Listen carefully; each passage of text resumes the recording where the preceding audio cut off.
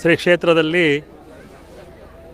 ಪ್ರತಿ ವರ್ಷದಂತೆ ಈ ವರ್ಷವೂ ಕೂಡ 9 ದಿನದ ಹಾಲು ಹಬ್ಬ ನೆರವೇರಿದೆ. ಧ್ವಜಾರೋಹಣ ದಿನದಿಂದ ಹಿಡಿದು ಇವತ್ತು ಕೊನೆ ದಿನ ಹಣ್ಣು ಒಪ್ಪುವ ಕಾರ್ಯಕ್ರಮ. ಇವತ್ತು ಪ್ರವೇಶ ಅವಕಾಶ ಇದೆ. ಈಗಾಗಲೇ ಮಾಧ್ಯಮದವರು ತಾವು ನೋಡಿದಿರಿ ಯಾವ ರೀತಿಯ ಜನಸಂದಣಿ ಇದೆ, ಯಾವ ರೀತಿ ದೇವರ ಹತ್ರ ದರ್ಶನ ಪಡೀತಾರೆ ಏನು ಅಂತ ಹೇಳಿ. ಆ ಸೌಭಾಗ್ಯ ಇಲ್ಲಿ ಪ್ರತಿಯೊಂದು ಜನರಿಗೂ ಕೂಡ ದೊರಕ್ತದೆ ಅಂತ ಹೇಳಿದ್ರೆ ಅದು ಹೇಳ್ತಿರೋದು. ನಾವು ಇದನ್ನು ಹೆಚ್ಚಿನ ಪ್ರಚಾರಕ್ಕೆ ಹೋಗ್ತಿರಲಿಲ್ಲ. ಏನಪ್ಪ ಅಂತ ಹೇಳಿದ್ರೆ ನಾವು ಈ ಶುದ್ಧ ಆಚಾರ ವಿಚಾರಗಳನ್ನು ಇಟ್ಕೊಂಡೇ ಮಾಡ್ಕೊಂಡು ಬರ್ತಾ ಇದ್ದವರು. ನಾವಿದೇನೋ ಹೇಳಿದ್ರೆ ಇನ್ನೂ ನಾಟಕೀಯವಾಗಿ ಆಗ್ತದೇನೋ, ನಾಟಕೀಯ ಭಾವನೆ ಬರ್ತದೇನೋ ಅನ್ನೋ ಒಂದು ಉದ್ದೇಶದ ಮೇಲೆ ನಾವು ಗೌಪ್ಯವಾಗಿ ಯಾವ ರೀತಿ ಇರಬೇಕೋ ಅದೇ ರೀತಿ ಇದ್ದುಕೊಂಡು ಆ ಆಚಾರ ವಿಚಾರಗಳನ್ನು ನಡೆಸ್ಕೊಂಡು ಹೋಗ್ತಾ ಇದ್ದು.